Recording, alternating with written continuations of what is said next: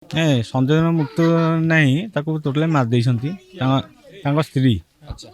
ହଁ, ତା ସ୍ତ୍ରୀ ମାରି ଦେଇଛନ୍ତି ହେଲା। ଯେହେତୁ କ'ଣ ଆମେ ଏଠି ଭୋଜି କରୁଥିଲୁ, ରାତି 2ଟା 3ଟା ରାତିରେ 2ଟା ବାଇକ୍ ଆସିଥିଲା। ହଁ, ସେ ବାଇକ୍ ବାଲା ଆମର ଡାଉଟ୍ ଲାଗୁଛି, ଆଉ ତାଙ୍କ ସ୍ୱାମୀ କ'ଣ ତାଙ୍କ ସ୍ତ୍ରୀ ଆଉ ସେମାନେ ମିଶିକିରି ତାକୁ ମାରି ଦେଇଛନ୍ତି।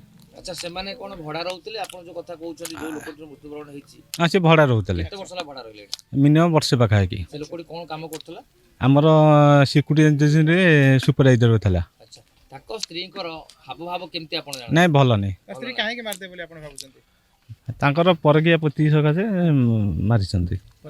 ଏ ଘଟଣା କେବେ ଆଗରୁ ଏମିତି କଥାବାର୍ତ୍ତା ହେବାର ଆପଣଙ୍କ ସହିତ ତାଙ୍କ ଯୋଉ ଯୁବକ ଜଣ ମୃତ୍ୟୁବରଣ କିଛି କହିଛନ୍ତି କଲେ, ସେମିତି କିଛି ଆପଣଙ୍କୁ ଜଣାଇଛନ୍ତି ନା? ନା ନାଇଁ, ତାଙ୍କ ସ୍ୱାମୀ ଇଏ ବିଷୟରେ ଟୋଟାଲ ଜାଣିଲା ପରେ ହେଲା ବିରୋଧ କରିଛି, ତାପରେ ଇଏ ଷ୍ଟେପ୍ଟା ସେ ନେଇଛନ୍ତି। କେମିତି ଜାଣିଲେ ତାଙ୍କ ସ୍ତ୍ରୀ ପରକୀୟା ଭିତରେ ଅଛି ଏସବୁ ଡିଷ୍ଟାନ୍ସ? ନାଇଁ ନାଇଁ, ଲୋକ ଏଠି ସମିତେ ଏଠି ହଁ ସମିତେ ଜାଣିଛନ୍ତି। ପୂର୍ବରୁ ଏମିତି କେବେ ଝଗଡ଼ା ହେଇଛି ସ୍ୱାମୀ ସ୍ତ୍ରୀ ଭିତରେ ଏଇ କଥାକୁ ନେଇ? ହଁ, ନାଇଁ, ବାରମ୍ବାର ହେଇଛି ଝଗଡ଼ା ହେଇଛି, ବାରମ୍ବାର, ମାନେ ଥରେ ନାହିଁ, ମାନେ ଡେଲି ତାଙ୍କର ଏମିତି ପାଟିତୁଣ୍ଡ ହୁଏ। ସେଇ ଦୃଷ୍ଟିରୁ ଏକଦମ ଜାଣିଲା ପରେ ତାକୁ ମାରି ଦେଇଛନ୍ତି। ଆପଣ କେତେବେଳେ ଦେଖିଲେ ଯୋଉ ବ୍ୟକ୍ତି ଜଣକ ମୃତ୍ୟୁବରଣ କରିଛନ୍ତି? କ'ଣ ଚିହ୍ନ ଫିହ୍ନ ଥିଲା? କେମିତି କ'ଣ?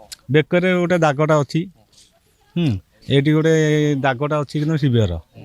ତାପରେ ରାତି 3ଟା 4ଟା ବେଳେ ବଡି ଯେତେବେଳେ ଆଇଲା ହେଲା, ସେଥିରେ ବଡି ଏକଦମ ହାର୍ଡ ହେଇଯାଇଛି, ଶୁଖିକି କାଠ। ସେ ମେଡ଼ିକାଲ ଯେତେବେଳେ ନେଲେ, ଆମ୍ବୁଲାନ୍ସ ଗଲା, ଡାଇରେକ୍ଟ କହିଲେ ଆମର କ'ଣ ଇଏ ଡେଟ୍ ହେଇଯାଇଛି।